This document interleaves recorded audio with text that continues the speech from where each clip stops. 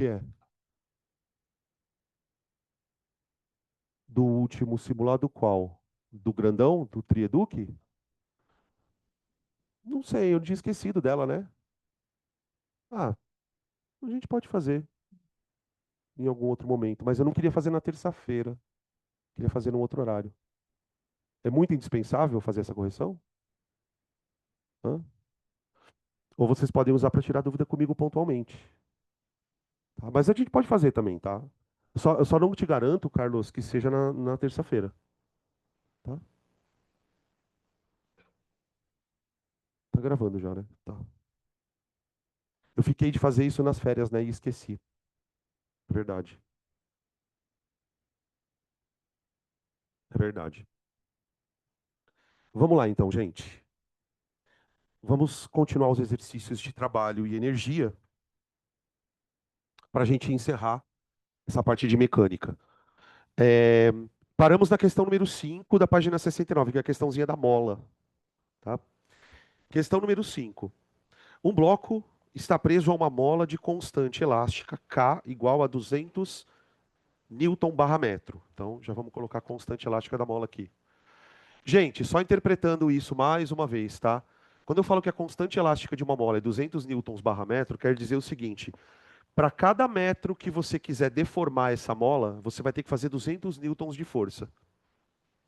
Deforma 1 metro, você tem que fazer 200 newtons.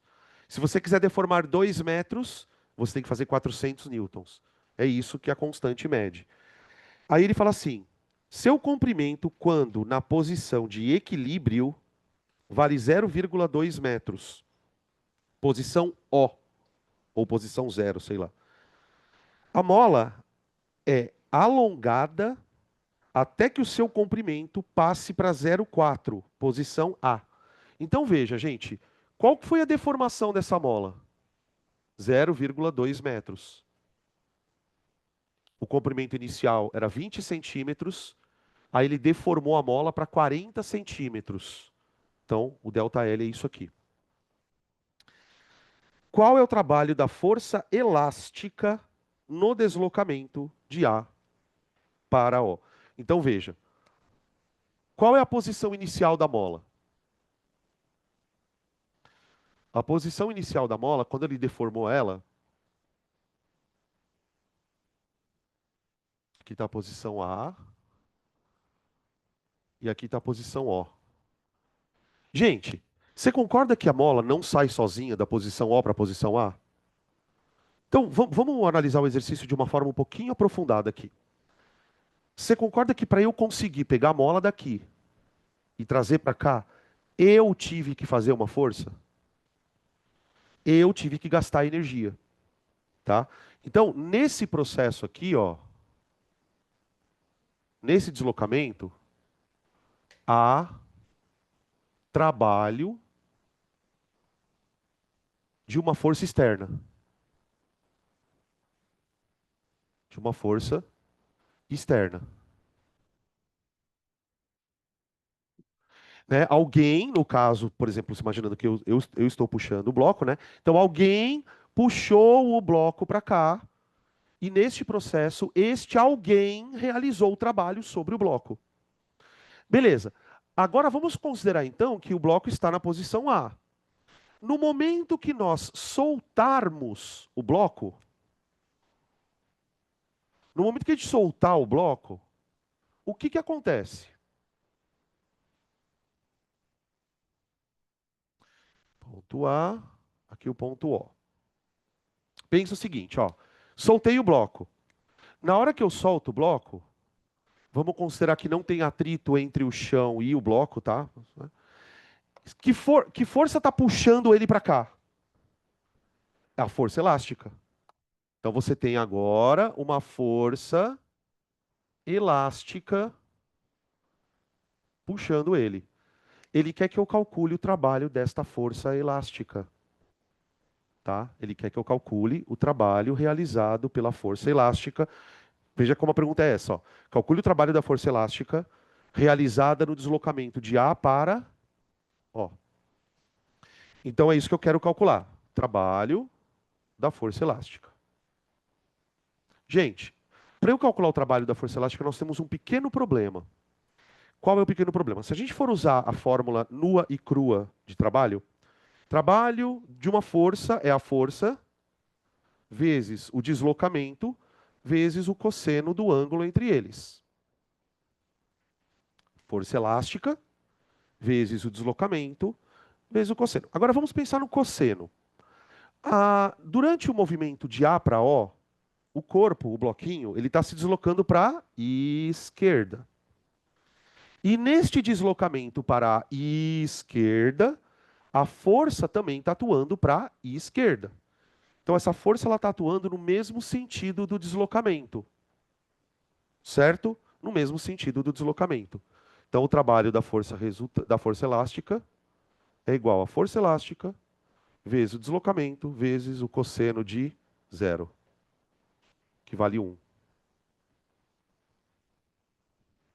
Tudo bem até aqui? Deixa eu fazer algumas perguntas teóricas, tá? De conceito. Gente, daqui até aqui, o que que acontece com a velocidade do corpo? Aumenta. Como que eu explico esse aumento de velocidade sob o ponto de vista de energia e trabalho?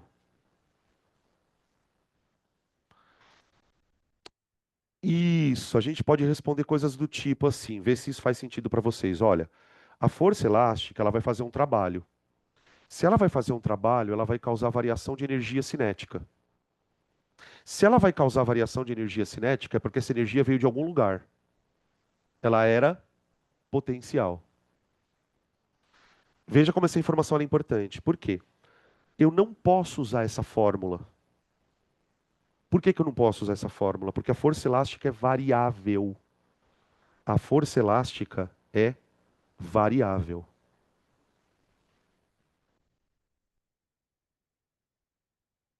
Não sei se vocês lembram que eu comentei com vocês em algum momento sobre análise sobre trabalho, que existem situações em que a força que está realizando o trabalho, ela varia.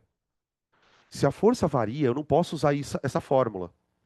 Aí eu tenho que pensar um pouco fora da caixinha. Você fala, bom, eu não posso usar a fórmula da força elástica, porque ela varia. Então eu posso pensar, por exemplo, no que eu estava falando para vocês, ó. O trabalho da força elástica, ele é igual à variação da energia cinética. Qual é a base teórica que eu estou usando para fazer essa afirmação? Teorema da energia cinética. O teorema da energia cinética diz que toda vez que você tem um trabalho de forças resultantes, esse trabalho causa variação da energia. Quantas forças estão agindo nesse corpo, pessoal? Quantas forças estão agindo nesse corpo? Três. Peso, normal e fel. Dessas três, quantas. Eu estou desconsiderando atrito. Dessas três, quantas fazem trabalho? Uma. Por que que o peso não faz trabalho? Porque ele é perpendicular ao deslocamento. Por que que a normal não faz trabalho? Porque ela é perpendicular ao deslocamento. Então veja, a única força que de fato faz trabalho é a fel. Então, se a fel é a única força que faz trabalho, eu posso dizer que isso aqui é o trabalho da força resultante. O trabalho da força resultante causa variação de energia, só que aí é que vem a sacada. Por quê? Esta variação da energia cinética veio porque o corpo, ao ser esticado, armazenou energia. Quando você estica a mola, você armazena energia. Essa energia é chamada de potencial. Então, na verdade, qual foi a parada do ponto de vista de energia? Eu peguei a mola e estiquei. Na hora que eu estiquei a mola, eu dei energia para ela. Só que essa energia está na forma de energia potencial. Quando eu solto a mola, o que que a força elástica faz com ela? Puxa. Na hora que a força elástica puxa, o que que ela faz nela? Trabalho. E esse trabalho transforma a energia potencial em cinética. Então eu posso dizer, ó, que o trabalho é igual à variação da energia cinética, que por sua vez é igual a menos a variação da energia potencial.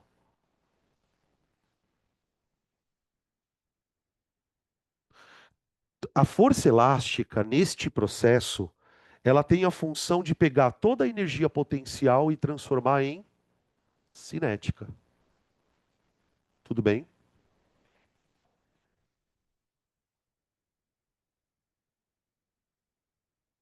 Não. Por que que Vamos lá. Essa pergunta é importante.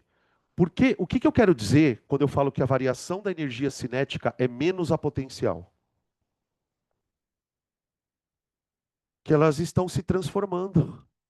Que elas estão se transformando. Tipo, quando eu aumento, por exemplo, quando você fala que um número é igual a menos o outro, o que que isso quer? Qual é a implicação prática disso? Se esse número for positivo, esse aqui é negativo. O que que isso quer dizer na prática? Que para ele ganhar energia cinética, ele tem que perder energia potencial. Ou o contrário. Quando a energia cinética é negativa, a potencial é positiva.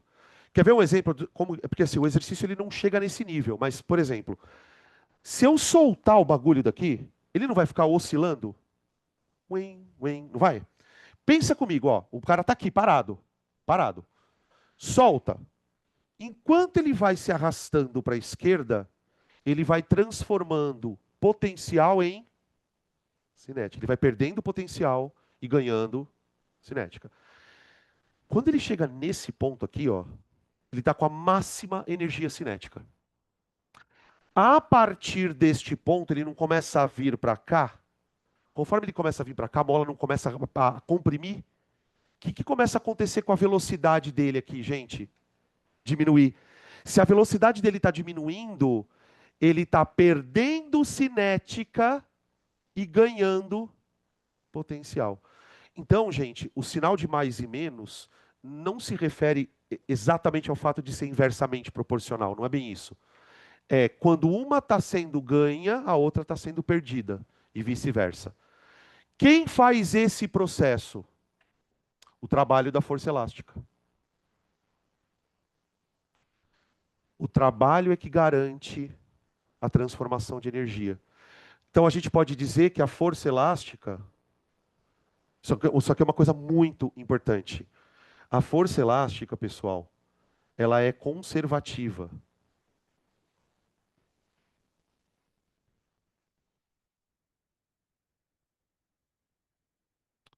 O que que isso quer dizer? Não vai falar que ela conserva. Ela conserva. Conserva o quê? Mas só isso? Conserva. A força conservativa ela faz duas coisas. Primeiro, ela mantém a energia do sistema constante, mas ela transforma constantemente as energias. Potencial em cinética, cinética em potencial. Então veja, tudo isso discutimos para chegar à seguinte conclusão. Se você quiser calcular o trabalho da força elástica, calcula a variação de energia potencial dela, do corpo. Eu consigo calcular a variação de energia potencial, pessoal. Veja, o cara não foi de A para O? De A para O. Quando ele estava aqui em A, qual era o comprimento da mola?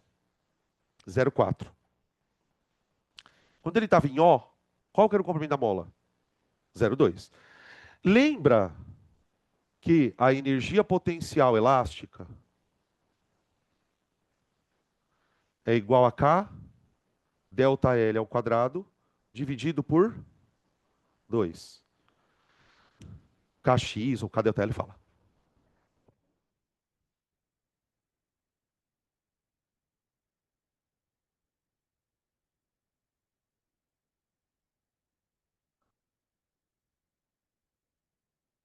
Não, não, não, não tem nada de estado inercial, calma. Esquece estado inercial. Aqui não tem inércia, porque ele está sempre acelerando ou desacelerando. Que potencial mecânico? Então, uai, aí só tem potencial. Quando ele está parado, ele só tem potencial e não tem cinética. Simples. Então, por exemplo, aqui, qual é a energia desse corpo? É só potencial. Enquanto ele está andando, ele tem potencial e cinética. Quando ele chega no zero, ele perde a potencial. Por que que quando ele está aqui, gente, ó, ele perde potencial? Quer dizer, não é que ele perde potencial, tô falando uma bosta aqui. Por que que quando ele está no ponto O, ele não tem energia potencial? Fala aí. O que que dá energia potencial para o cara, gente? Não é a mola estar esticada? Em zero a mola está esticada? Então o que acontece é o seguinte, ó.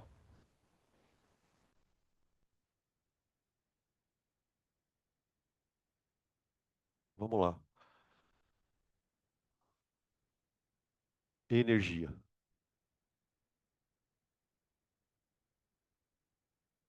Faz assim, ó.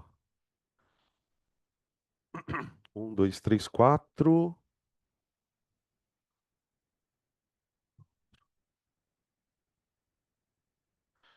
Então, olha só. Eu acho que agora vai ficar claro o que está acontecendo nessa situação.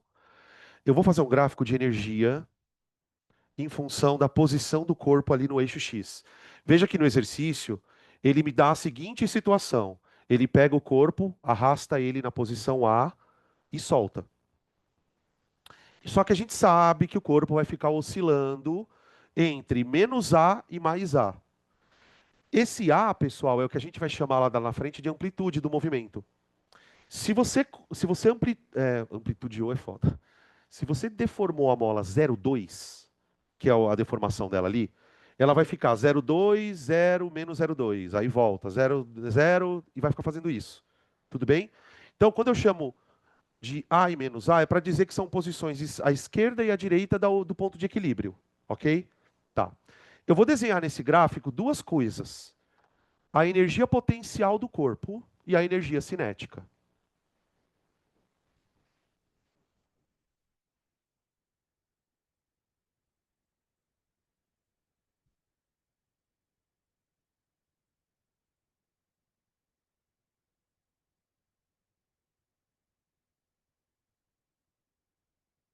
Ó,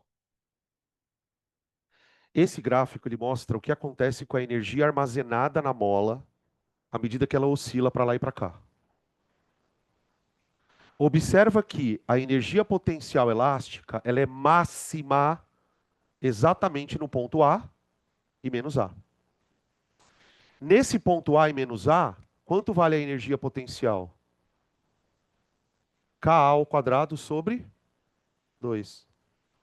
Onde quanto vale A para nós? 0,2. Que é o quanto a mola deformou. Agora imagine então que a mola está na posição A. Ela está parada. Aí você solta a mola. Quando você solta a mola é puxada para a esquerda, não é? À medida que a mola vai se aproximar, o corpo vai se aproximando da posição zero, olha o que vai acontecendo com a energia potencial, gente. A mola não está se desdeformando? Quando ela chega no meio, a mola está desdeformada. Então agora não tem mais energia potencial. Aí ela passa para o lado de lá. Conforme ela passa para o lado de lá, a mola começa a comprimir. Tenta imaginar essa situação. Ela vai comprimindo. À medida que ela vai comprimindo, ela vai de novo armazenando energia potencial. Faz sentido isso? Agora imagina o que acontece com a cinética. É o contrário. É o contrário. Gente, quando o corpo está na posição A, ele não está parado necessariamente? Então ele não tem velocidade. Se ele não tem velocidade, a energia cinética aqui vale zero. Agora pensa comigo. Quando o corpo está no meio da trajetória, ele não tem mais energia potencial. Olha para o gráfico. Ele não tem mais energia potencial. Se naquele ponto ele não tem energia potencial, cadê a energia dele? Virou cinética. Então, o gráfico de cinética, gente, ele é assim, ó.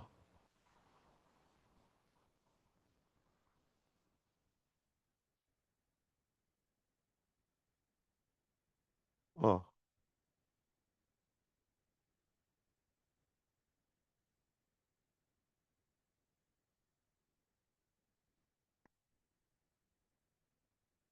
deu para entender? Qual é a função da força elástica neste processo? É transformar isso nisso. Realizando? trabalho. Deu para entender como funciona? Então é o seguinte, gente. O cara quer que eu calcule o trabalho dessa birosca. Para calcular o trabalho dessa birosca, basta você calcular a energia potencial dela. Porque você sabe que essa energia vai ser transformada em cinética, não vai? Então você está calculando o trabalho, tá? Só tem um problema aqui, né? A gente precisa decidir se essa birosca desse trabalho é positivo ou negativo. Mas vamos lá. O trabalho é K x quadrado sobre 2, só que ele pode ser mais ou menos. Depende do que isso?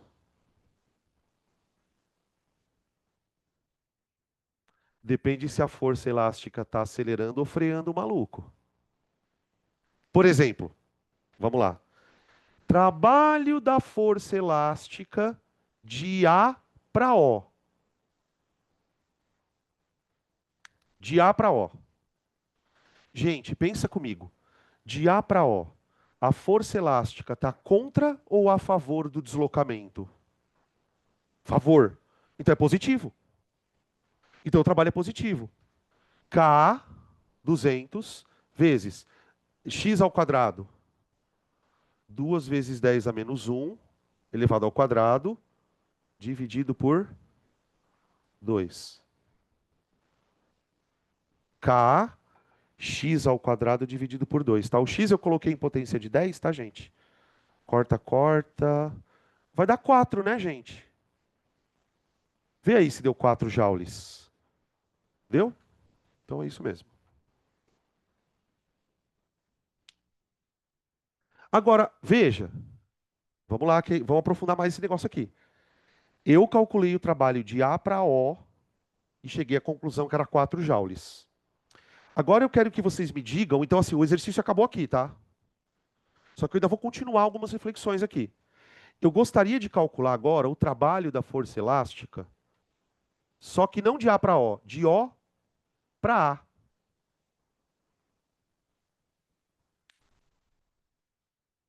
Tenta imaginar agora o que está acontecendo se ao invés.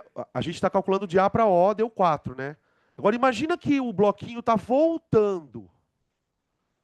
Imagina o bloquinho voltando, ele passa por O e vai até A. Quanto vale o trabalho nesse caso? Menos 4. Por quê?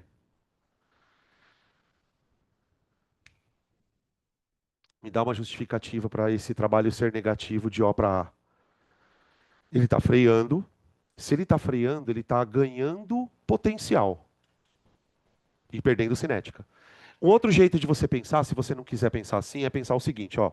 De O para A, de O para A, ele está indo para a direita, não está? Mas a mola não está comprimindo ele? Então a mola está para a esquerda, a força. Quando ele vai daqui para cá, ó, a força elástica está freando ele. Então por isso o trabalho é negativo. Tá bom? Quer ver outra? Eu quero o trabalho da força elástica de menos A, de A para menos A.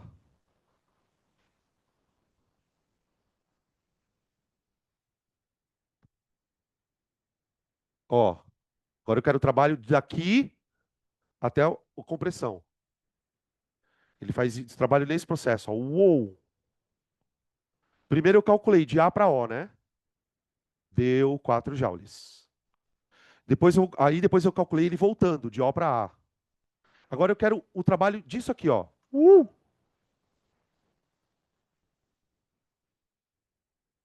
Quanto? 16? Não, é menos. Zero! Zero, Danilo? Zero. Vamos lá. Olha que bonito isso. Isso é muito bonito. O trabalho de A para menos A. A gente não acabou de discutir que o trabalho é igual à variação da energia cinética? Gente, qual a energia cinética do corpo em A? Zero. Qual a energia cinética do corpo em menos A? Teve variação de energia cinética? Não. Então o trabalho vale zero. Você quer ver um outro jeito de pensar? Isso ajuda a gente, às vezes, em alguns exercícios. Você pode pensar assim: o trabalho de A para menos A seria o trabalho da força de A para O mais o trabalho da força de O para menos A. Vocês entendem o que eu quis dizer com isso? Ó? Se eu quero calcular o trabalho num processo grande, qual é o processo grande? É o cara sair da posição máxima de deformação até a posição máxima de compressão, não é? Eu posso dividir o trabalho em partes. Então eu calculo primeiro o trabalho de A para O, que é quando a bolinha está chegando na origem, e depois de O para menos A. O que acontece quando você faz isso? O trabalho de A para O não é o trabalho onde ele está acelerando? Isso aqui vale quantos joules? 4. E daqui para cá, quanto vale o trabalho? Menos 4. Então, ó, aqui é 4 e aqui é menos 4. Por isso deu zero. Tá? Qual é o significado de dizer que o trabalho de uma força vale zero? Significa que essa força, se você pensar no cômputo geral, né, do processo, ela nem acelerou e nem freou o corpo. Ela não causou variações de energia cinética no corpo. Tudo bem? Oi.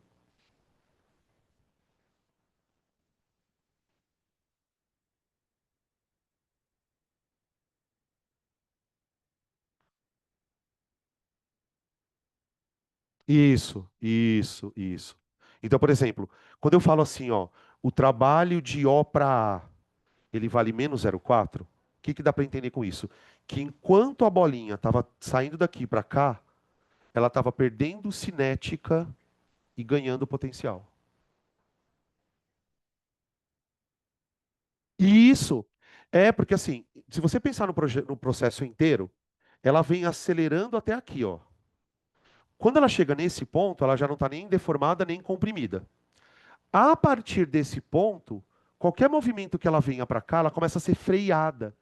Porque antes a mola está puxando, depois ela está comprimindo. Entenderam isso, gente? Por isso que, nesse movimento oscilatório, que depois a gente vai estudar pêndulo e os caramba, você sempre vai ter um movimento em duas metades. Na primeira metade o bicho está acelerando, na segunda metade ele está freando. Então, numa das metades, você tem potencial virando cinética. E aí, na segunda metade, quando ele estiver freando, você tem a cinética virando potencial. E aí fica oscilando. Isso, tá? Beleza? Tá aí, então, a questão número 5 a gente já usou para falar, para fazer algumas revisões também de conceitos, tá? Próxima. Além da força elástica, pera só mais uma coisa. Observação.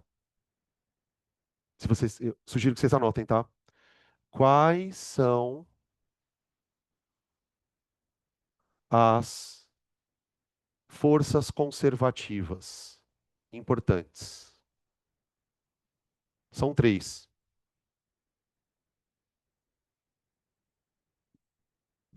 Não acaso, né? São as forças de campo. Quais são as forças conservativas importantes?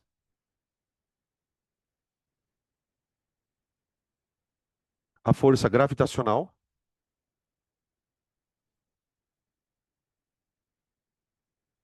por exemplo, na figura do peso. O que o peso faz com os corpos, gente? Pensa comigo. Puxa para baixo, certo? Quando eu solto um corpo dentro do campo gravitacional, o campo gravitacional acelera o corpo. Então, o campo gravitacional está fazendo um trabalho sobre o corpo. Na medida em que ele arrasta o corpo para baixo, ele está fazendo um trabalho, certo? Então, a força peso, que é a força famosa do campo gravitacional, ela é uma força conservativa. Isto significa que ele é capaz de transformar potencial em cinética e cinética em potencial. Então, veja, como que o peso atua nisso, ó? Vamos ver se bate com aquilo que vocês sabem já.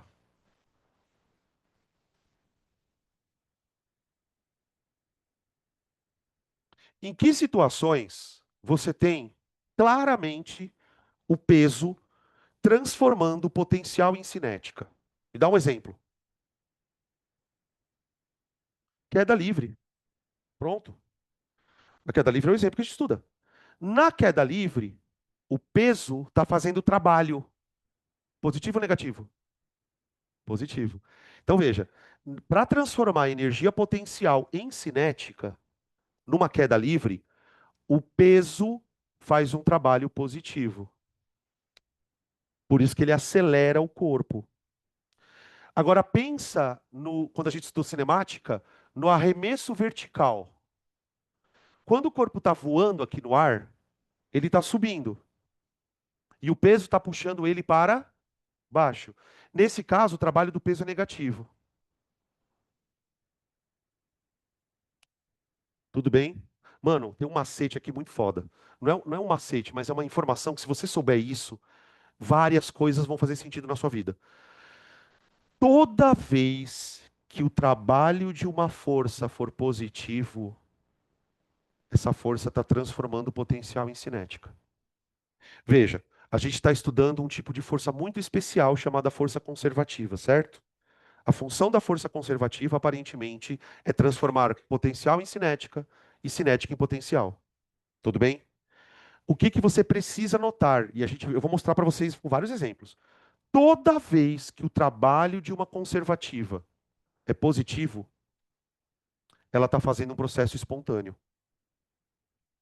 Isso aqui é espontâneo, ó.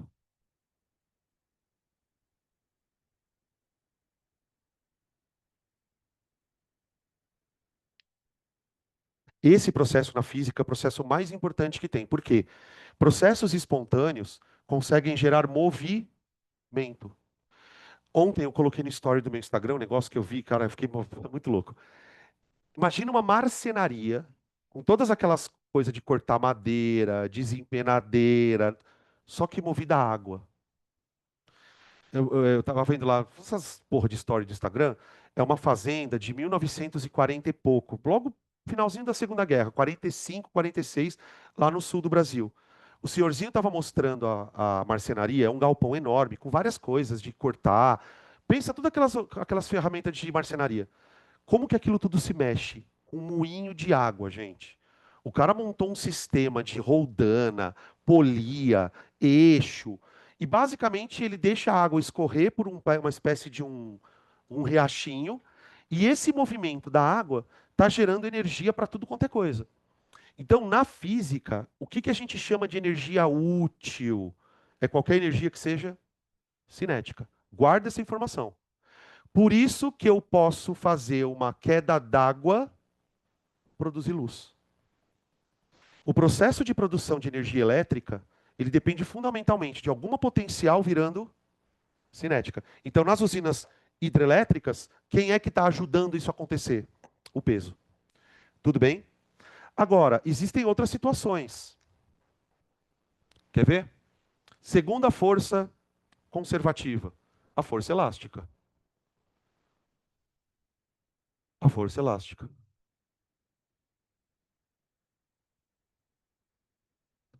Gente, a gente acabou de discutir aqui a força elástica. A força elástica ela transforma energia cinética em potencial, ou vice-versa, ok? No processo de transformação de cinética em potencial, tem que ter uma força conservativa fazendo isso. Nesse caso, é a força elástica. Então, você vai ter trabalho positivo e trabalho negativo. Quando é que a força elástica faz trabalho positivo? Quando ela está acelerando o corpo, não é? Quando ela está acelerando, ó. Tá? Ela está aumentando a energia cinética. Toda vez que ela aumenta a energia cinética, ela diminui a potencial. Então aqui é o mesmo esquema. Ó, aqui você tem o trabalho da força elástica, positivo, e o trabalho da força elástica, negativo.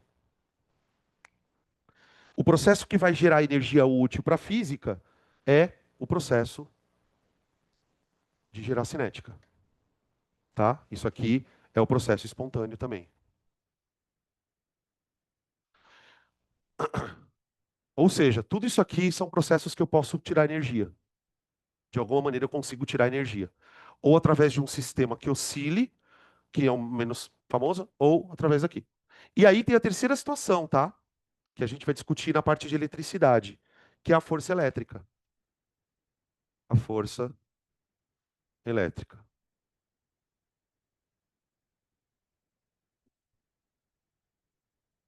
Espera só um pouquinho.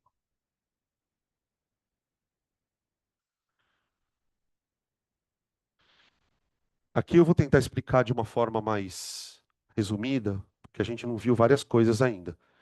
Mas vamos lá. Vamos lembrar um pouquinho sobre força elétrica de maneira que a gente consiga entender ela dentro desse contexto. Primeiro, a força elétrica, assim como o peso e assim como a força elástica, é uma força conservativa. Ou seja, ela tem a capacidade de pegar a energia potencial e transformar em cinética e vice-versa. Tá. Como é que surge força elétrica? Vamos entender um pouquinho isso. A força elétrica surge a partir do que a gente chama de interação entre cargas. Cargas de sinais iguais, repele. Cargas de sinais opostos, se atraem. Vamos imaginar um sistema bem simples. Duas cargas positivas. Tudo bem?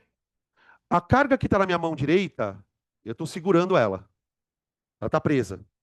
A carga que está na minha mão esquerda está solta. Se eu abandonar essa carga, ela vai começar a andar para o outro lado, não vai? Por conta das cargas iguais. Neste processo, essa carga vai acelerar.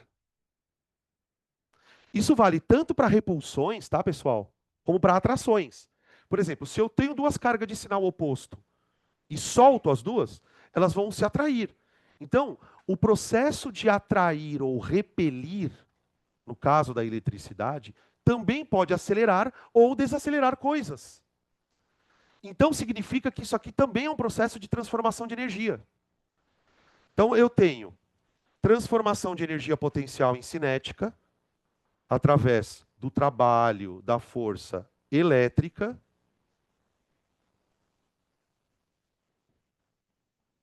E eu tenho o processo de energia cinética virando potencial com o trabalho da força elétrica também. Só que um é positivo, outro é negativo.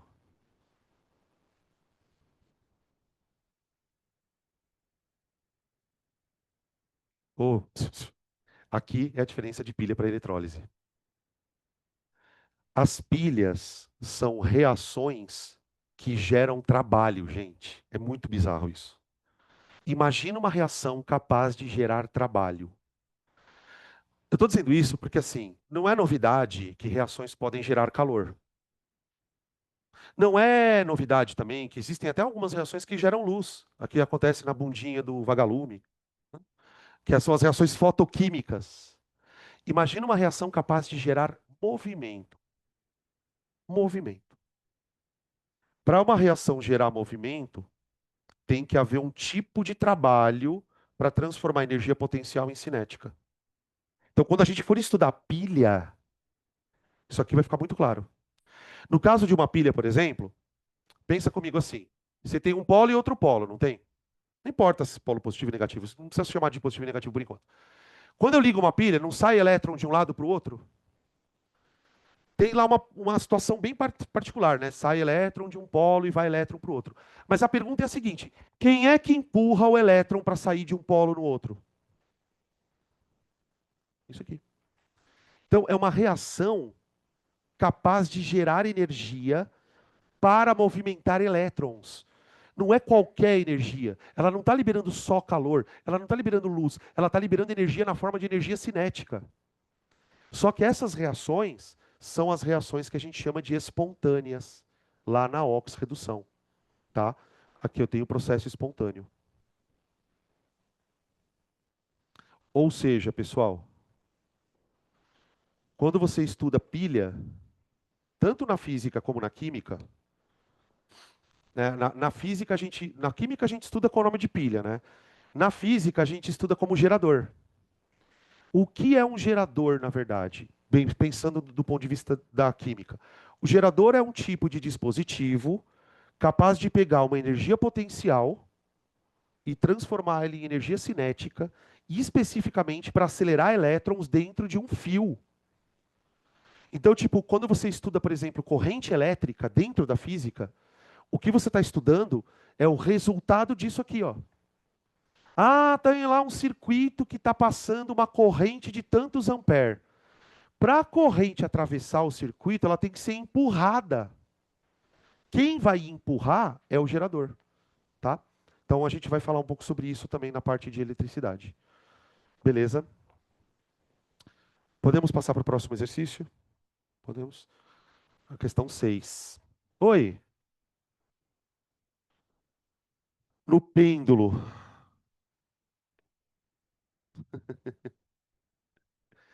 Vamos fazer no pêndulo? Vamos? Eu sempre gosto das sugestões. Então, antes da gente entrar no exercício 5, no exercício 6, vamos discutir a questão do pêndulo. Vamos ver aqui.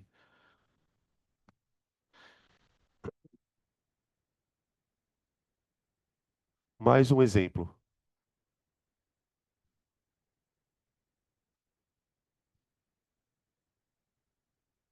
Nos pêndulos. Os pêndulos, assim como o sistema de mola, né? Eles são sistemas oscilatórios. E esses sistemas oscilatórios são sistemas que podem aparecer em vestibular mesmo, tá? Então, a história do pêndulo é a seguinte: imagina que você tenha um pêndulo, que basicamente é uma massa presa por um fio, né? Num ponto fixo. E aí você suspende esse pêndulo um ângulo θ em relação à horizontal, à vertical, tá? Então, aqui você teria a posição do pêndulo na vertical bonitinho. Eu vou subir um pouquinho esse pêndulo no ângulo θ. Uma vez que você sobe o pêndulo e solta ele, ele passa a oscilar entre duas posições máxima e máximas, né, que seria o que a gente vai chamar de amplitude. Nesse caso, o que, que é a amplitude do movimento, pessoal? Tipo assim, o que eu vou chamar de amplitude nesse movimento? Altura. Porque, ó, a hora que você solta a massa, ela vai descer, não vai? Ela vai atingir aqui o ponto mais baixo dela. Ixi, tudo bem, vai. A gente considera que esse aqui é o ponto zero de altura. Esse aqui é o zero. Lembra que eu já falei que energia potencial gravitacional, ela é uma energia onde você precisa adotar que algum lugar é zero. Porque como é que você calcula a fórmula de energia potencial gravitacional, gente? Não é mgh? Para você calcular como mgh, quem é o zero? Você tem que escolher um zero. Então, nos pêndulos, quem é o zero? É o ponto mais baixo. Se aqui é o ponto mais baixo, então a altura vai ser definida como isso aqui, ó. A altura. Isso vai ser a nossa amplitude, tá? Muito bem. Agora vamos pensar primeiro do ponto de vista de energia. Aí eu entro na questão da força que a Malu estava falando. Veja que nos dois pontos mais altos seria o equivalente na mola aos pontos onde a mola está parada, não é? Então ele vem acelerando, freando, para. Acelerando, freando, para. E assim vai, não é? Não, não, não. Então veja, aqui e aqui, toda a energia está na forma de potencial. Então aqui eu tenho E potencial, que é mgh, e aqui também E potencial, que é mgh. Beleza. E aqui eu tenho a cinética, mv quadrado sobre 2. Cinética igual a mv quadrado sobre 2. Certo? Ah, deixa eu só fazer uma coisa. Aqui, a energia cinética aqui é zero, e aqui também é zero. Agora vai chegar na pergunta que a Malu fez.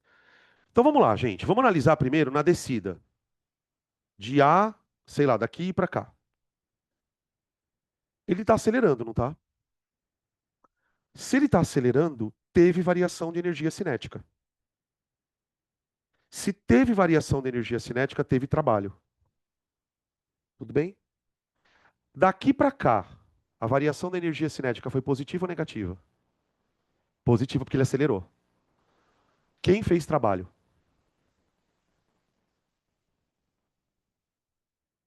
Só o peso? Vamos lá. Quais são as forças que estão atuando nele? Calma, peraí, devagar, gente. Devagar, que isso aqui é delicado. Olha para esse corpo. Quantas forças vocês imaginam que estão submetendo esse corpo? Eu imagino duas. Uma delas é o peso.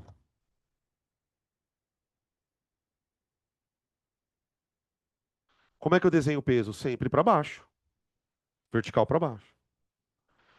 Tem alguma outra força que tem que agir nesse corpo aqui? Atração,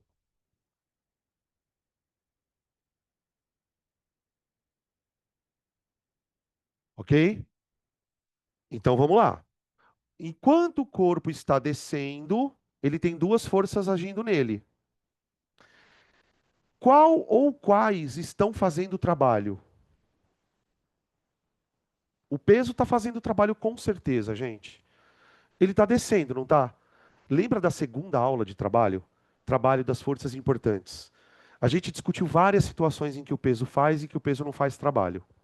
E uma das conclusões que nós tiramos naquela época foi: toda vez que o maluco está descendo, não importa se ele está descendo no escorregador, não importa se ele está descendo em queda livre, se ele está descendo, o trabalho do peso é positivo.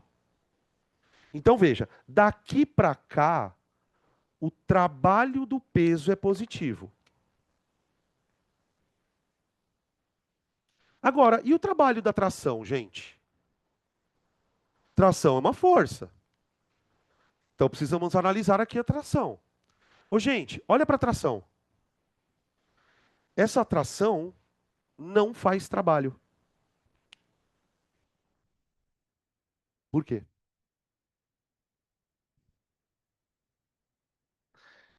Isso aqui não é um movimento circular? Você concorda que eu posso representar a velocidade do corpo assim, ó, para baixo? Se você olhar para a velocidade do corpo e para a tração, ela está sempre na perpendicular, não tá? Forças que fazem 90 graus com deslocamentos não fazem trabalho. Então vamos lá, respondendo a tua pergunta. Na descida, o que que faz a energia cinética aumentar? O trabalho do peso. E só o trabalho do peso. A tração não realiza trabalho nesse movimento. Na subida, é o contrário. Porque na subida, o peso continua fazendo o trabalho. Só que na subida, o trabalho do peso é negativo. E o trabalho da tração continua sendo zero. Então veja como faz sentido isso. Na descida, o peso transforma cinética em potencial. Trabalho positivo. É, potencial em cinética, desculpa. Potencial em cinética. Trabalho positivo, processo espontâneo. Na subida, ele volta a destransformar. Ele pega toda a energia cinética e volta a transformar em potencial. Então ele fica fazendo isso com a energia. Que é o mesmo gráfico daquele outro da mola. Tudo bem?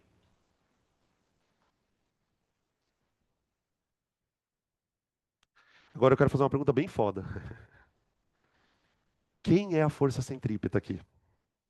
Não, não é atração. Isso não tem a ver com o tema da aula, tá? Mas tem a ver com a lei de Newton. Calcule, calcular, força centrípeta. Opa, tô escutando aí. Alguém teve a ideia. Para você calcular a força centrípeta, você infelizmente vai ter que decompor o peso aqui. Porque veja, tenta enxergar o corpo num eixo XY. Então, ó, aqui está o eixo XY, aqui é o eixo X do deslocamento e aqui é o eixo Y. Observa que se você olhar para o corpo nessa perspectiva de que ele está em cima de um eixo XY, você vai perceber uma coisa muito curiosa. A tração ela está no eixo X, Y, não está? O peso ele não está nem no eixo X, nem no eixo Y. O que acontece quando você enxerga uma força que não está nem no eixo X nem no Y? Você tem que quebrar ela. Então olha que foda isso aqui. Se eu tivesse que analisar uma questão onde o cara me perguntasse, calcula a força centrípeta nesse ponto, eu estaria fudido. Porque o que que eu tenho que pensar? Eu tenho uma força tração, e na hora que eu decompuser o peso, o que que eu vou encontrar? Eu vou encontrar um PY e um PX.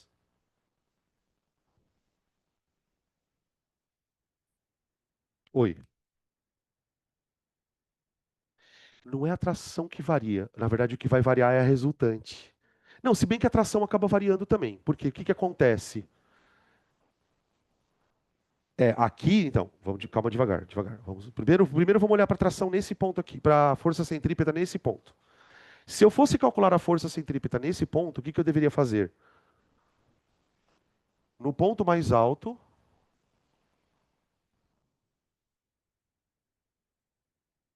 a força centrípeta seria igual a tração menos PY. Outra coisa, tá? Já vamos enfiar o pé na jaca. Tá vendo esse ângulo aqui, ó? Por que que ele é importante? Para calcular a porra do PY. Porque, gente, presta atenção aqui, ó. Esse ângulo θ é esse aqui, ó. Então o PY é P cosseno, tá? Aqui é P cosseno. Agora, olha que problemão. Isso é para o ponto mais alto. E no ponto mais baixo?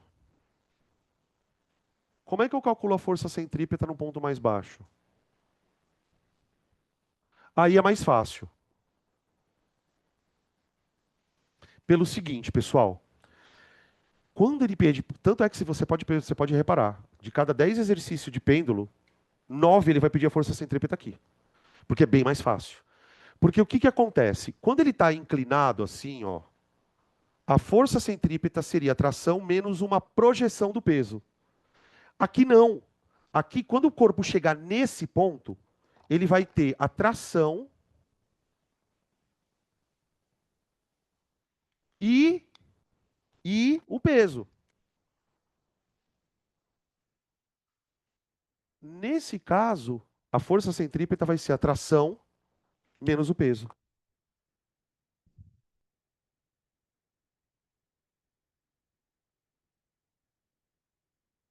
Tudo bem? Então, por exemplo, aquelas questão de verdadeiro, falso, ou de analisar, né? Eu posso dizer que a força centrípeta é constante durante o movimento? Não posso. Uma hora ela é T menos PY, outra hora ela é T menos P. Tá? Então a força centrípeta ela não é constante nesse movimento. Percebe que esse tipo de observação não tem muito a ver com energia propriamente?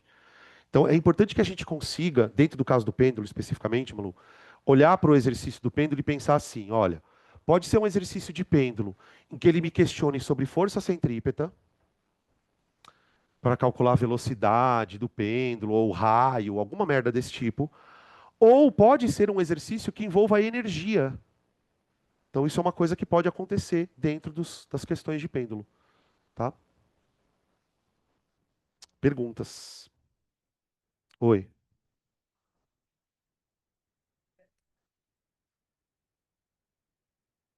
É verdade. Se o corpo tivesse parado, elas têm que ser iguais. Uai, você tem que pensar o seguinte: você está falando nesse ponto aqui? Pensa o seguinte: ele não está em uma trajetória circular? Se ele está em uma trajetória circular, ele precisa ter uma resultante centrípeta. Tá, para ele ter uma resultante centrípeta aqui, detalhe, né? A resultante centrípeta tem que estar apontando para onde? Para o centro.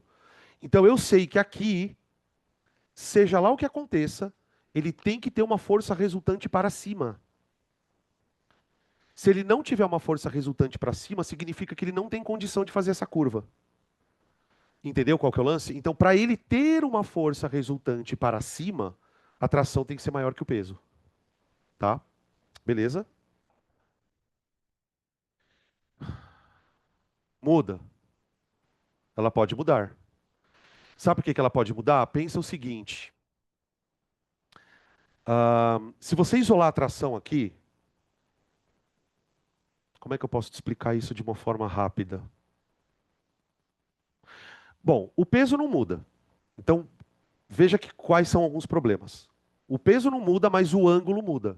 Então, por exemplo, às vezes isso aqui está menos inclinado, às vezes está mais inclinado. Segunda questão importante: a força centrípeta muda constantemente. A força centrípeta muda constantemente. Por quê? Se você lembrar, como que eu calculo a força centrípeta, gente, de um corpo? Olha lá, pronto. Você entendeu qual que é o problema? Se o corpo está subindo e descendo ali, se o corpo está subindo e descendo, a todo momento você tem velocidade mudando, você tem PY mudando. Então, fica difícil imaginar que essa tração seja constante. O que a gente pode especular é onde ela é maior. Qual a possibilidade dessa tração ser maior? Provavelmente a tração vai ser maior nesse ponto aqui, ó. Por que nesse ponto?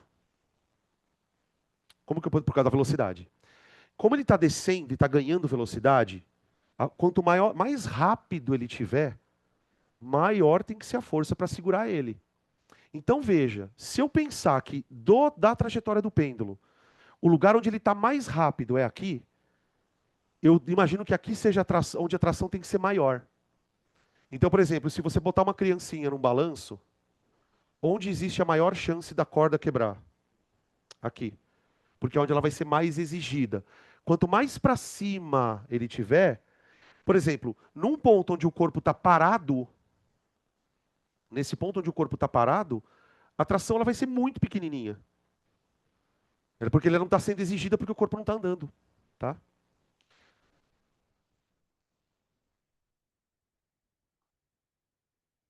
Onde a tração seria menor, aqui e aqui. Aham, aham.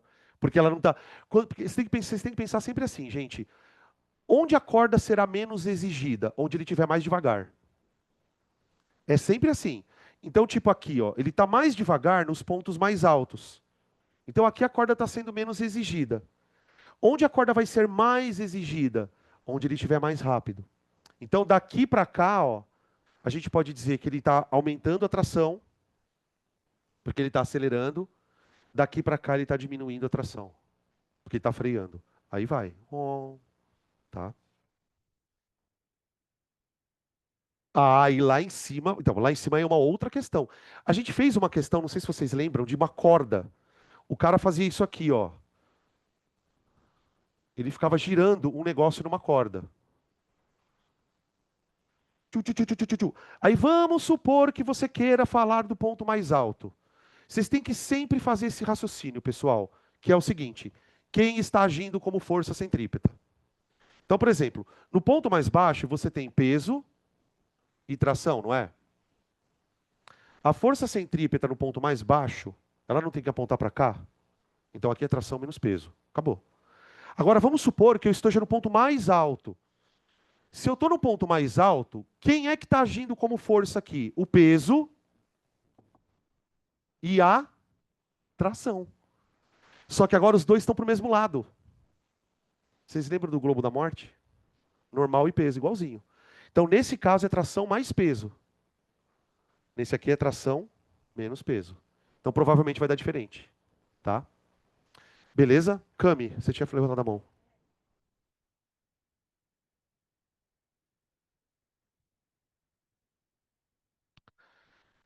Sim, sim. Quando ele está parado, sim. Tá? Isso aqui tem que dar zero. Por quê? É uma boa pergunta essa. Por quê? Porque veja, a Camila levantou a seguinte opção aqui, ó. No ponto mais alto, o T é igual ao PY? Eu disse para ela que é. Por que que eu sei que é? Porque isso aqui tem que valer zero. Então, se isso aqui tem que valer zero, você passa o PY para cá, né? Agora, por que que tem que valer zero no ponto mais alto? Por causa da velocidade. Gente, no ponto mais alto, quanto vale essa fórmula? Zero. Porque ele está parado. Então, nesse ponto, a tração é igual ao PY e não precisa ter uma resultante centrípeta.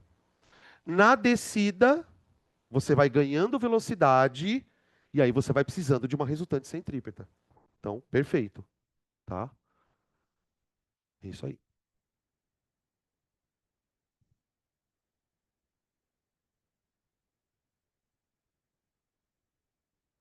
Oi,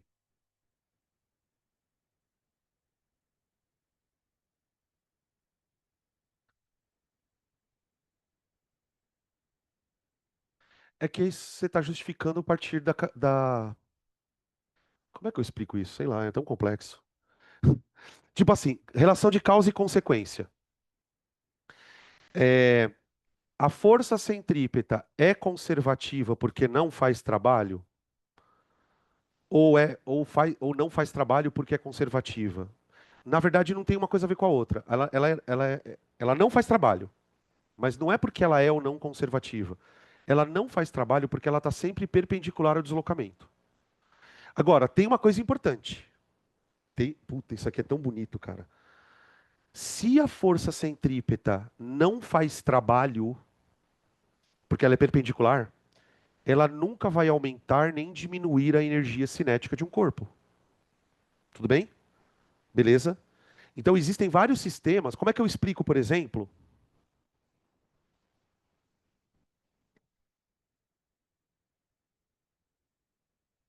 Vamos pensar no seguinte: explicando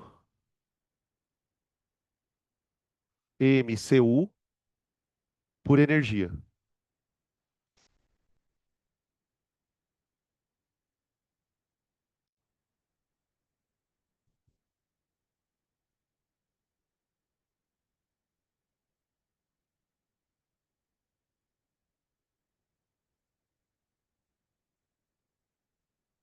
Ó,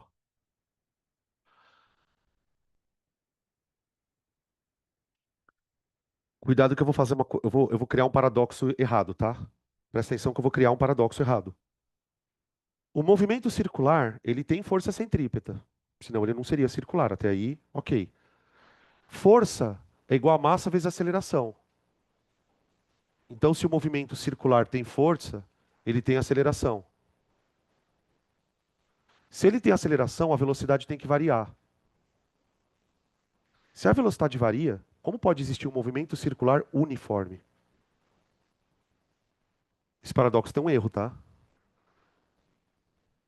Ele varia em sentido e direção. Quem? Ele, quem, o quê? Vamos elaborar essa resposta. Como que é a aceleração no movimento circular? Centrípeta. O que que ela faz? A centrípeta faz o quê? Ela varia a direção do vetor. A aceleração centrípeta não acelera. Ninguém fica mais rápido com uma aceleração centrípeta. A aceleração centrípeta ela faz você virar. Então, para o corpo sair daqui para cá, estou dando um exemplo, né?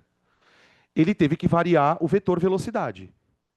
Mas ele teve que variar o vetor, não o módulo do vetor. Ele teve que variar a direção e o sentido, não é? Então ele tem uma força. Mas essa força, chamada força centrípeta, ela não consegue fazer o corpo ficar mais rápido. Ela consegue virar o corpo, mas não faz ele ficar mais rápido.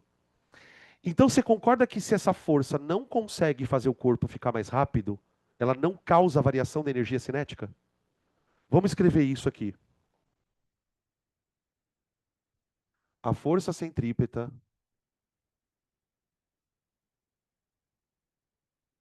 a força centrípeta não consegue variar o módulo da velocidade.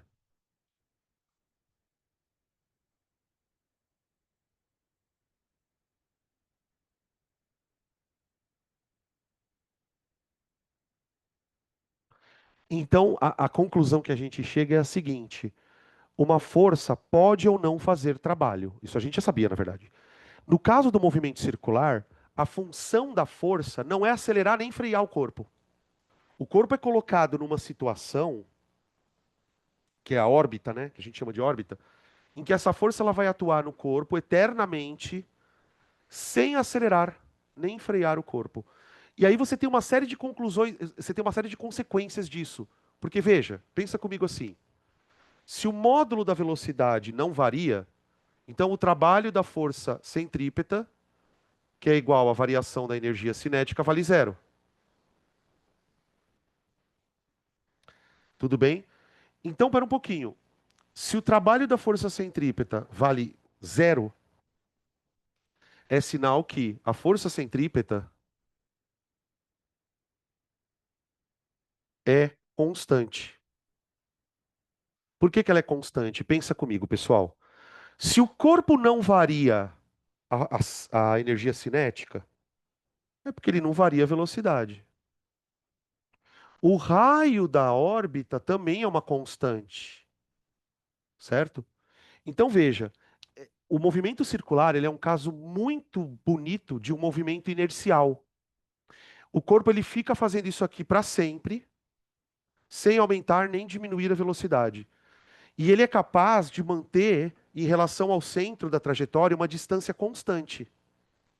Então, quando a gente desenvolve essa teoria, você consegue explicar qualquer movimento de órbita. Desde o movimento de órbita de um planeta até o movimento de órbita de um elétron, né?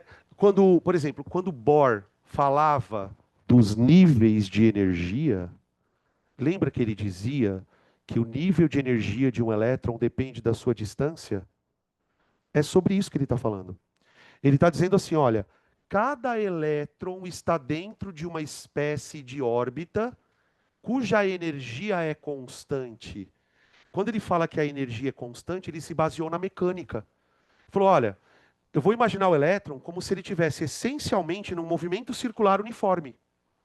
Se o elétron está num exercício, se o elétron está num movimento circular uniforme, tem uma força centrípeta que só está fazendo ele girar, mas sem perder nem ganhar energia. Ele criou o conceito de órbita estacionária, que é a tal da órbita de energia constante. Tudo bem? No caso do momento, vixe, minha cabeça está fritando já. No caso do modelo atômico de Bohr, quem é que atuava como força centrípeta no modelo de Bohr? Modelo de Bohr. No modelo de Bohr, quem atua como força centrípeta é a força elétrica entre o núcleo e o elétron. O Bohr ele parte da premissa de que o núcleo é positivo, o elétron é negativo. Então existiria uma força centrípeta. E qual seria a função dessa força centrípeta dentro do átomo? Manter o elétron numa órbita estacionária, que é a órbita de energia constante, tá? Então aqui você tem a força elétrica. Força.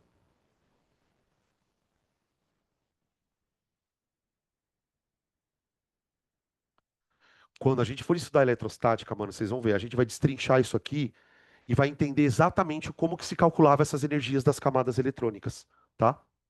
Por exemplo, se eu estou analisando o movimento de um planeta, que é o que a gravitação faz, na gravitação, quem é que está atuando como força centrípeta? A força gravitacional,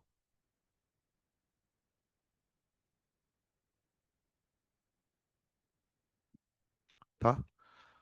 Beleza?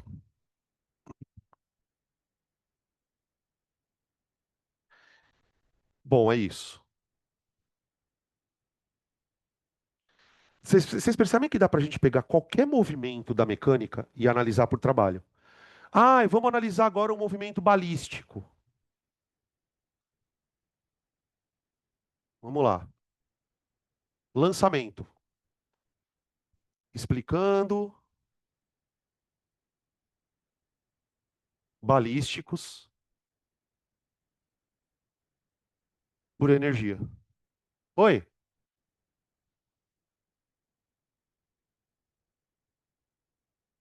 Sim. Não, não, não.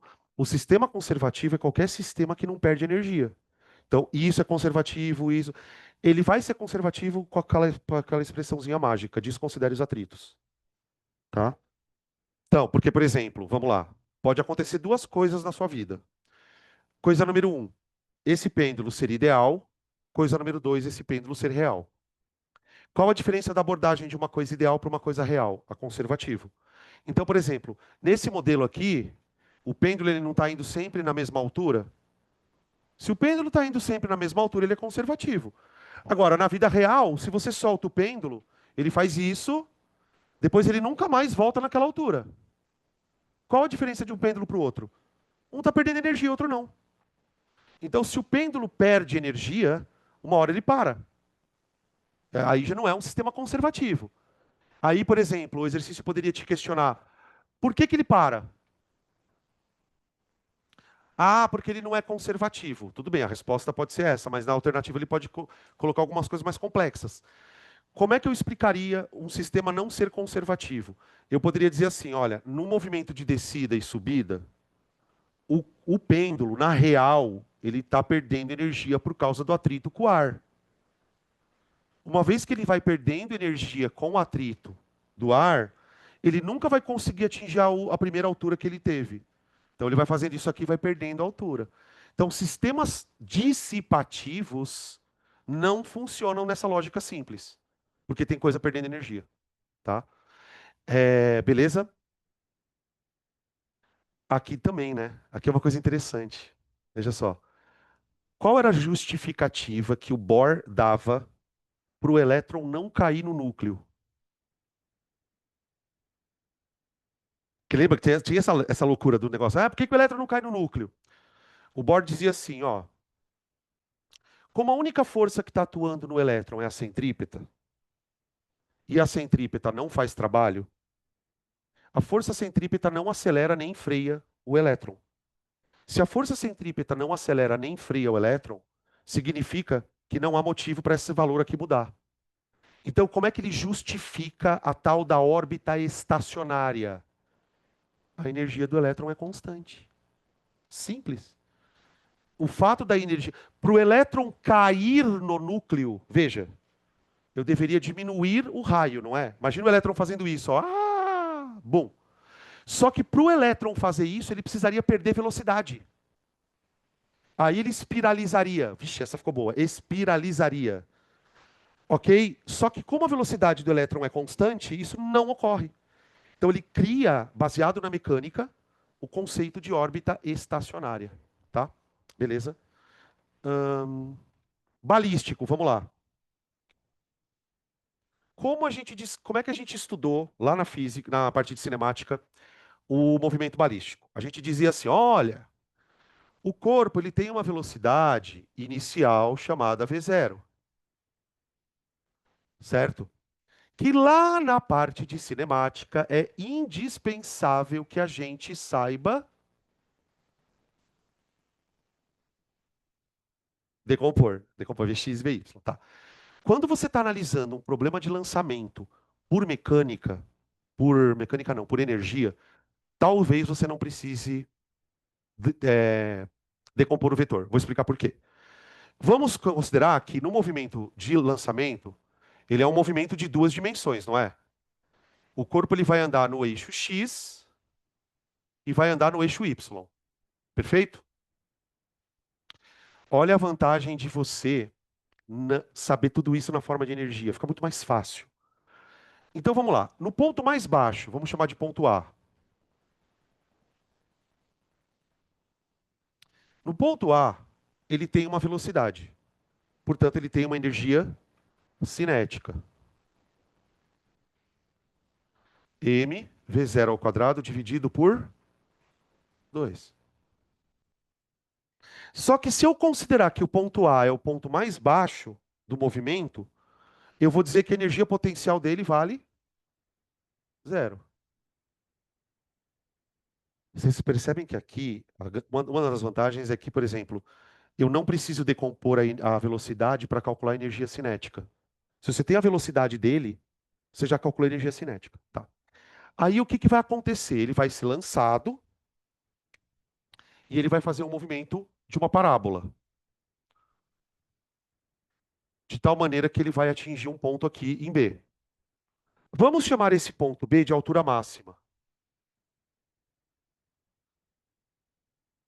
Tá?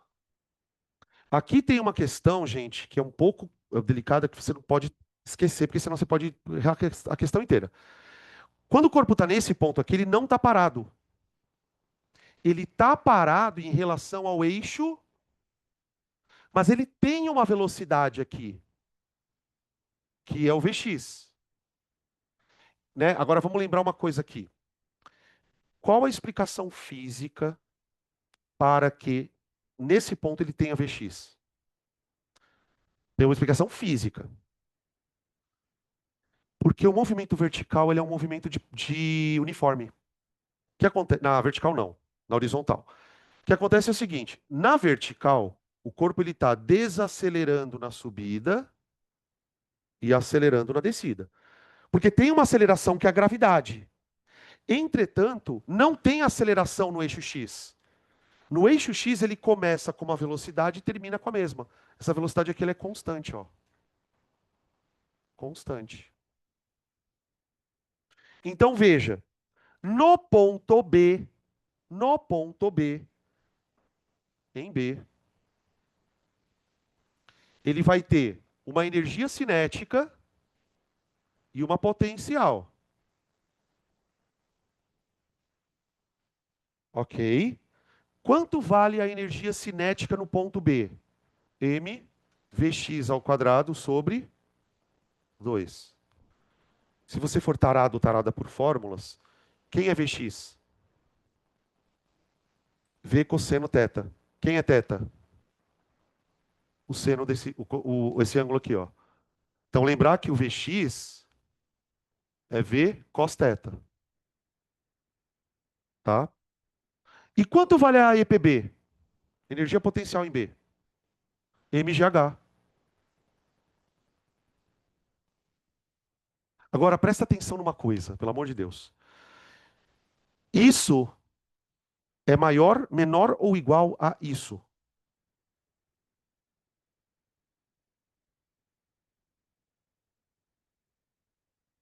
Igual, se o sistema for conservativo.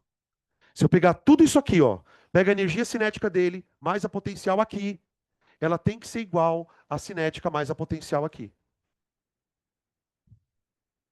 E de A para B, o que aconteceu?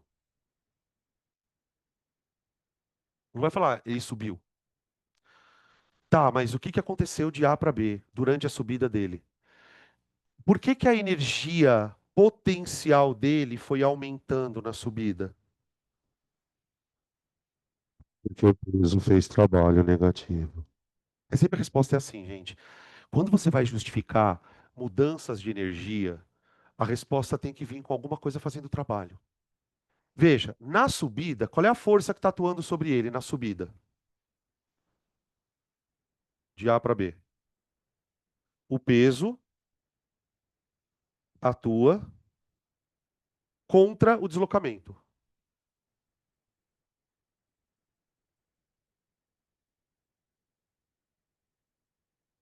Tudo bem?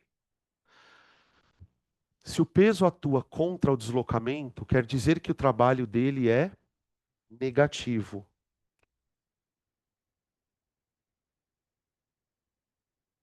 Toda vez que o trabalho do peso é negativo, o que acontece com a energia cinética? Diminui. E a potencial? É o que está acontecendo de A para B. Conforme ele está subindo, ele está perdendo velocidade. Então a cinética está caindo. Mas está ganhando altura. A potencial está aumentando. Aí, beleza. E de B para C? Bom, quando ele chegar em C, C é aqui, ó, pessoal.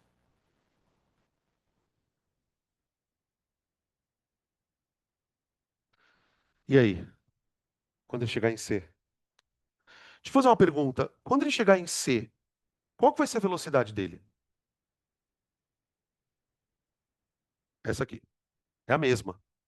Se a gente está considerando que o sistema não tem atrito, gente, ele sobe e desce. A única diferença é que ele vai desacelerando e acelerando. Então, quando ele chegar no ponto mais baixo, imediatamente antes de bater no chão, ele tem que estar com a mesma velocidade de saída. Então, a energia cinética dele em C, ela vale m v0 ao quadrado sobre 2. Ok? E a potencial volta a valer quanto? Zero. Tá bom? Uma coisa que eu queria deixar bem assim, claro aqui, não sei se vocês perceberam, que isso aqui é muito parecido com o lançamento para cima. Com a única diferença que quando você lança o corpo para cima, lá em cima ele não tem energia cinética. Ele vai ter energia cinética quando ele foi lançado balisticamente, tá? Mas a ideia é a mesma. Na subida, energia potencial é aumentada, na descida, energia potencial é diminuída. E o trabalho de B para C? Trabalho de B para C. B para C, o peso atua a favor do deslocamento, né, gente? Tá descendo a favor do deslocamento.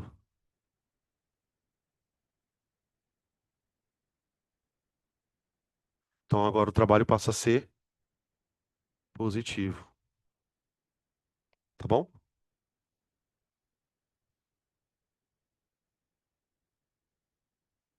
Acho que agora foi. Tem um outro exemplo que vocês gostariam de comentar? A gente já falou de circular, pêndulo, mola, balístico.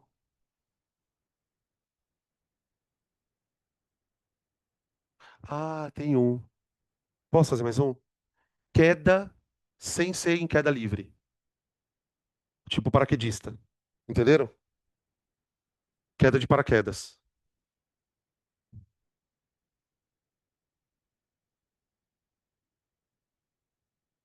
O que que significa aumentada desse ar?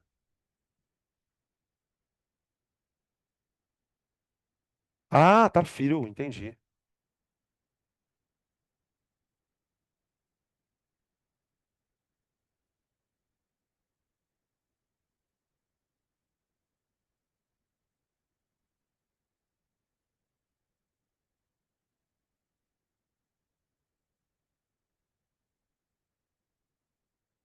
Pronto.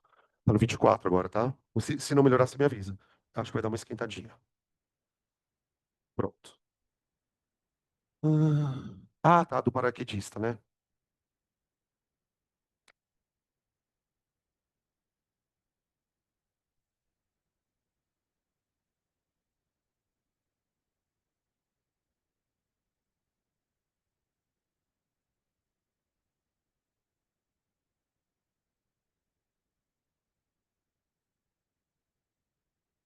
Geralmente, quando a questão envolve atrito em quedas, é para analisar a ideia do paraquedista, né?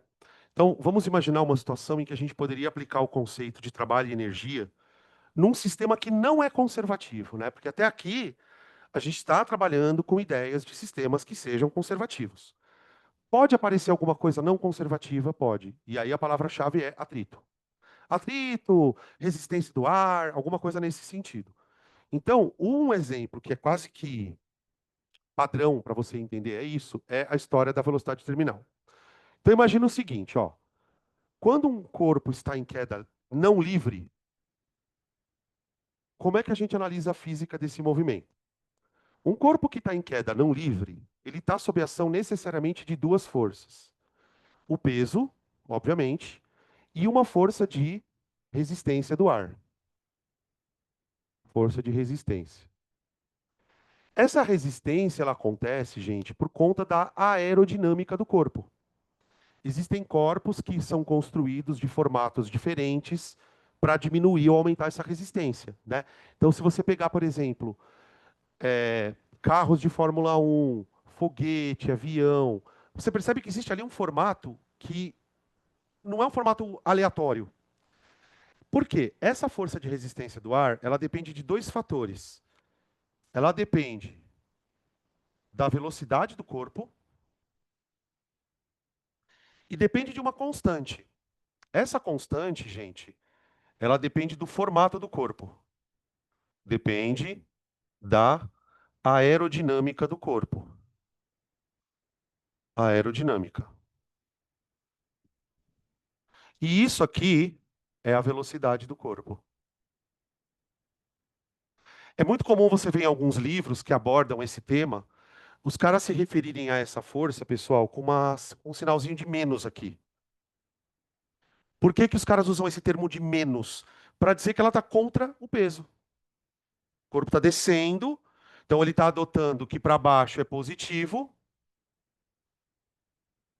certo? Para baixo é positivo. Então, eles põem menos ali. Mas não precisa porque a gente está trabalhando com módulo. Tá.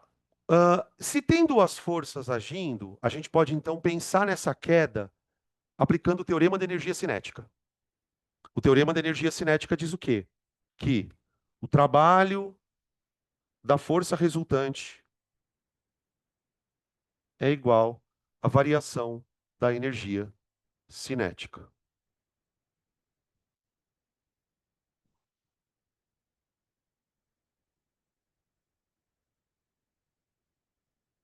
Ok? Tá. Outra coisa importante, pessoal. Observem que o valor dessa força, ele está associado à velocidade do corpo. Isso significa que, diferentemente do peso, que é uma força constante, essa força ela vai mudando durante a descida. Tudo bem? O, pe... o peso vale mg. Acabou. Agora, vamos pensar um pouco nessa força aqui. Vamos imaginar uma situação em que o paraquedista acabou de sair do avião. Então abriu lá a portinha e o cara, pum, desceu. Durante os primeiros segundos de queda, o paraquedista está devagar, concorda? Ele parte de uma queda onde ele está com a velocidade zero e começa a acelerar. Então veja que durante a queda, a força resultante do corpo, ela é peso menos força de resistência. Só que essa força vai aumentando conforme o corpo cai.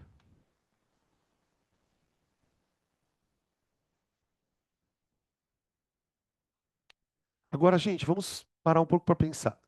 Essa força ela aumenta até quando? Qual é o máximo valor que essa força pode atingir?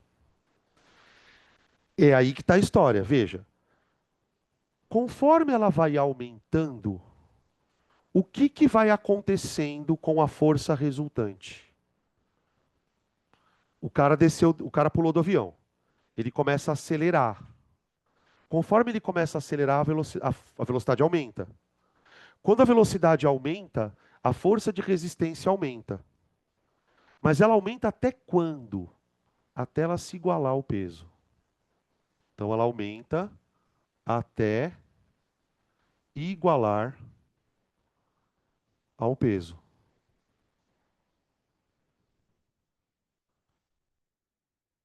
Essa fase, ela é a fase um.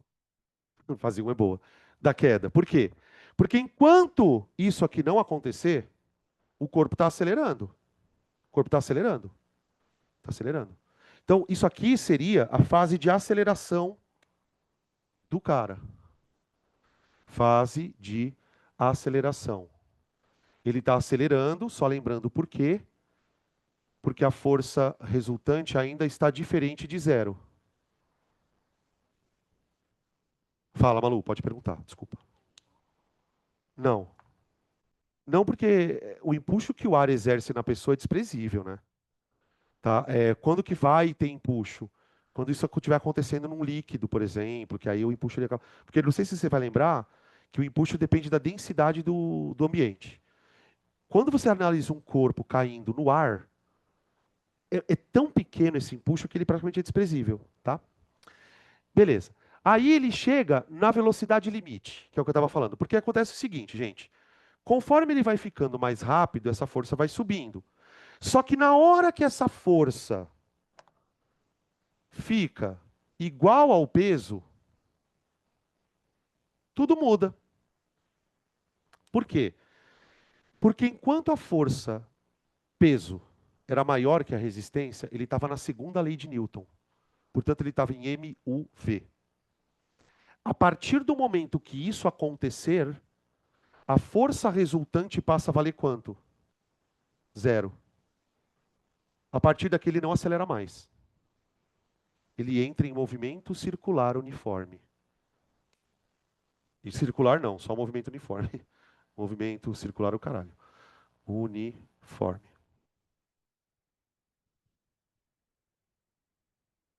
Tudo bem? Agora vamos lá. Como é que eu explico a primeira fase e a segunda fase pensando em energia? Eu quero explicar isso pensando em energia. Então eu penso assim: bom, essa primeira fase, que eu estou chamando de fase de aceleração, tem uma força resultante, não tem? Tem. Se tem uma força resultante, você concorda que o trabalho dela também existe? Existe um trabalho da força resultante. Se existe um trabalho da força resultante, é porque existe variação de energia cinética. Vamos tentar explicar isso de uma forma um pouquinho mais física. Quantas forças estão agindo no corpo aqui? Duas. O peso está puxando ele para baixo. Portanto, o peso está fazendo um trabalho positivo. A força de resistência está contra o movimento, não está? Então, ela sozinha estaria fazendo um trabalho negativo.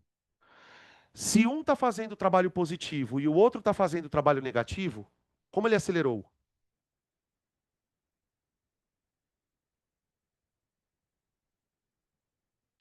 O trabalho do peso é maior que o da resistência do ar. Aqui, gente, quem seria, nesse caso aqui, quem seria o trabalho da força resultante? O trabalho da força resultante seria o trabalho do peso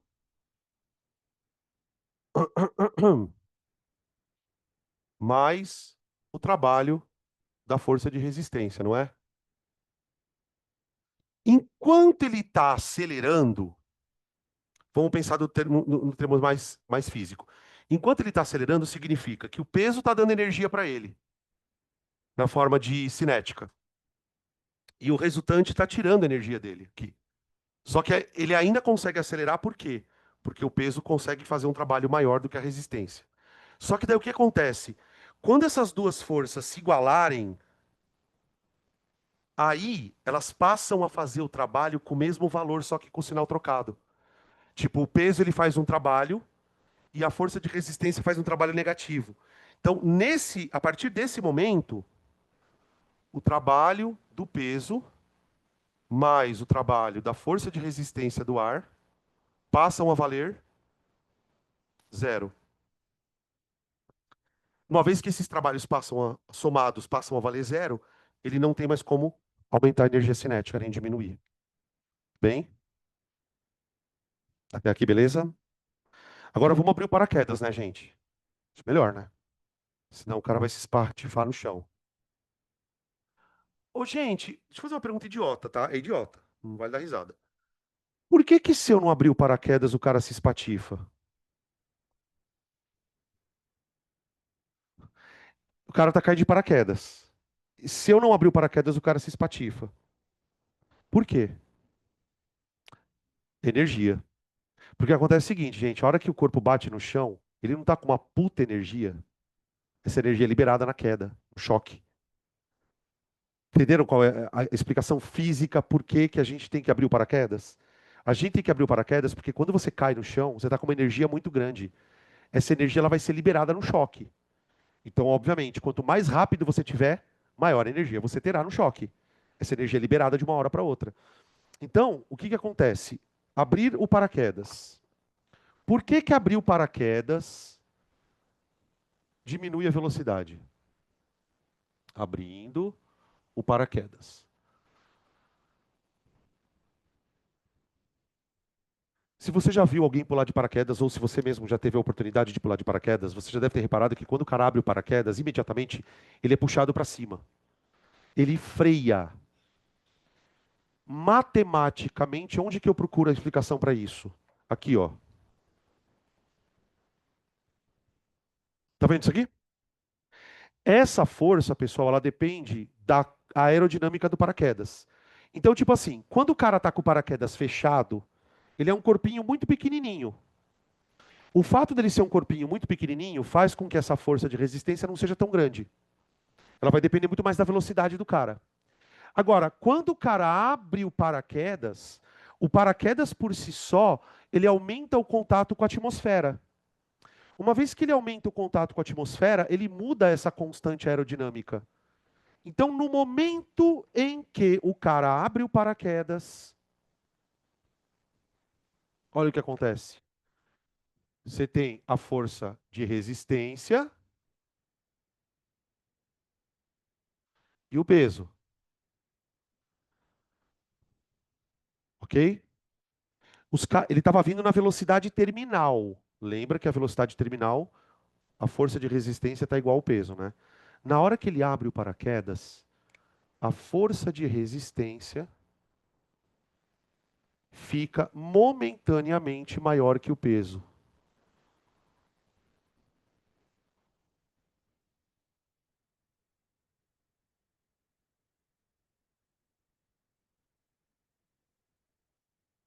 Momentaneamente. Tá certo isso? Não, tá. Agora, peraí. Por que que isso faz o paraquedas ficar mais devagar? Vamos lá. O trabalho da força resultante não é igual à variação da energia cinética? Estamos usando de novo TEC. Tá, mas quem é o trabalho da força resultante? É o trabalho do peso mais o trabalho da força de resistência. Isso aqui é delta EC. Por que que agora o cara freia? Tenta explicar para mim.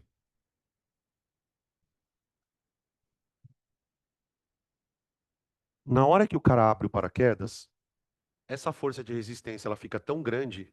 Primeiro que você tem que lembrar o seguinte, né? Esse trabalho aqui ele é sempre negativo e esse aqui é positivo. Isso é uma coisa muito importante de não esquecer, porque o corpo está descendo, não está? Essa força de resistência ela está sempre contra o movimento. Então veja, na hora que o cara abre o paraquedas, esse valor aqui fica negativo pra caralho. Fica tão negativo que a soma passa a ficar como? Negativa. Ele perde energia cinética, tá? Então aqui, o módulo do trabalho da força de resistência é maior que o módulo do trabalho do peso. Tudo bem até aqui? Então vamos retomar. Me atirei do avião. A primeira etapa da minha queda é eu acelerando. Eu estou acelerando por quê? Porque no começo a força de resistência é muito pequenininha. Então, eu tenho muito mais efeito do peso do que da força de resistência. Beleza. Quando eu atinjo a velocidade máxima? Eu atinjo a velocidade máxima quando aquela força de resistência se igualou ao peso. Enquanto eu não abrir o paraquedas, isso vai continuar. Sim? Tá, eu quero frear. Freiei.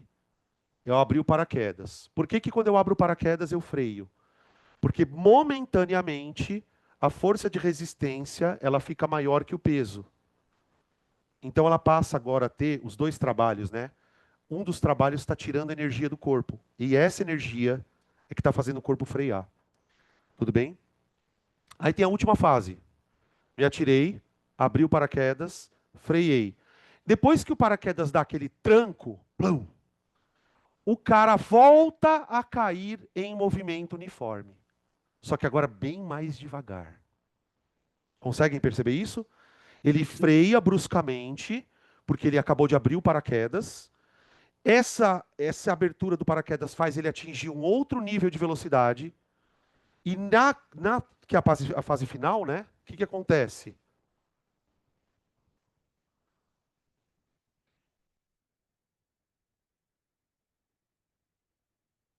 A velocidade do paraquedas, a velocidade diminui,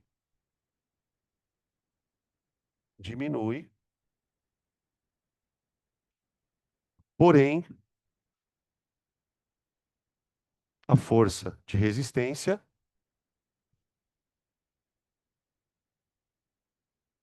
Continua igual o peso. Aqui acontece uma coisa muito louca, pessoal. Veja, a força de resistência é kV ao quadrado, igual o peso. O que que acontece? O corpo estava vindo numa velocidade bem alta, de tal maneira que isso era igual a isso, certo? Aí eu quero frear o corpo. Quando eu freiei, para frear o corpo, o que que eu fiz com o paraquedas? Abri. Quando eu abri o paraquedas, o que que mudou nessa conta? O K. O K aumenta. Só que se o K aumenta, o que que tem que acontecer com a velocidade? Por isso que o paraquedas fica mais lento. Ele continua valendo o peso para o corpo descer em movimento uniforme. Só que agora ele vai numa nova configuração, ó. Abrir o paraquedas. O que significa abrir o paraquedas? Abrir o paraquedas significa aumentar o K e diminuir o V. Para que, de qualquer maneira, eu continue em movimento uniforme, descendo devagarinho, só que agora eu vou continuar num movimento uniforme com uma velocidade que eu consiga sobreviver à queda. Então eu abri o paraquedas, mudei a constante. A hora que eu mudo a constante, muda a velocidade que eu posso ter ali. Duda, pode falar, desculpa. Na verdade, você pode abrir o paraquedas a hora que você quiser. Não existe uma regra para isso. Agora, vamos pensar um pouco. Eu vou abrir o paraquedas não estando muito perto do chão. Por quê? Por- Tenta explicar isso fisicamente. Por que que se eu demorar para abrir o paraquedas, eu também posso morrer? Gente, o problema é o seguinte, na hora que você abre o paraquedas, o K aumenta, não é? Você precisa de um tempo para diminuir o V. Não é assim. Se abrir o paraquedas, demora um tempo para ele frear. Se você tentar chegar muito perto do chão e abrir o paraquedas, o que que pode acontecer? Não dá tempo dele frear o suficiente. Então a questão é, quando é que eu devo me preocupar em abrir o paraquedas? De acordo com o tempo suficiente para que eu consiga chegar no chão numa velocidade que não me arrebente. Então você precisa de uma distância ali, tá? Beleza? Oi.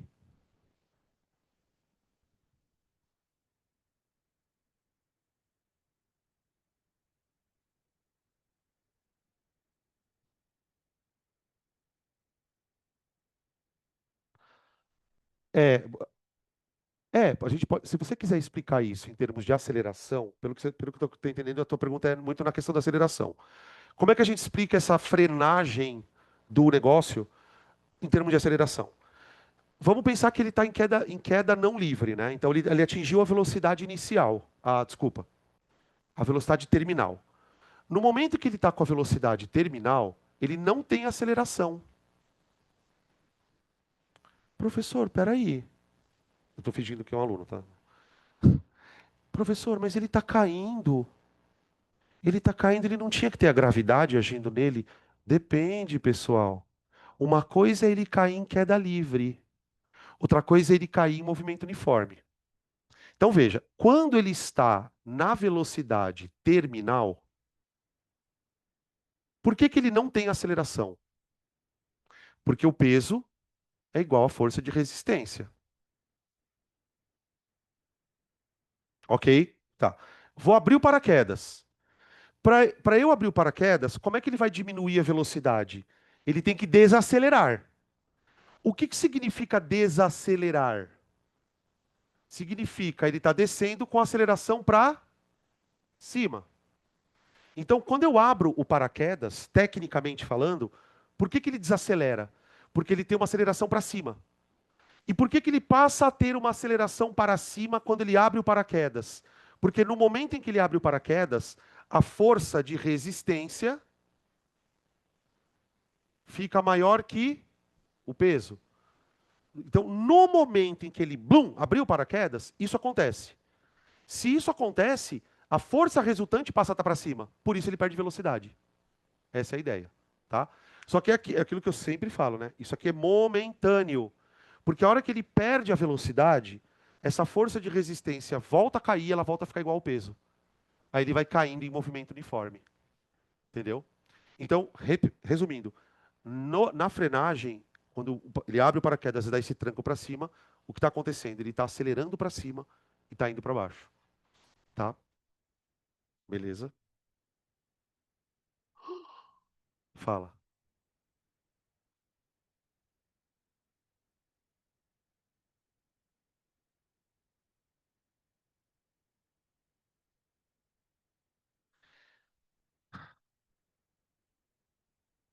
É, pode. Na verdade, não é bem o trabalho que está aumentando ou diminuindo, tá, Cami? É a energia cinética. Você pode pensar assim, ó. O trabalho do peso na descida faz a energia cinética aumentar. E o trabalho da força de resistência faz a energia cinética diminuir. Só que esse processo é igual. Por isso que ele não varia a velocidade. Tá bom? Beleza, gente? Então, é isso. Eu achei que a gente fosse terminar hoje, mas não deu, né? Tá. Bom almoço. Fiquem ligadinhos aí lá pro final da tarde, que eu vou passar para vocês as informações da oficina, tá? Ou pelo menos do que eu tenho ideia de fazer.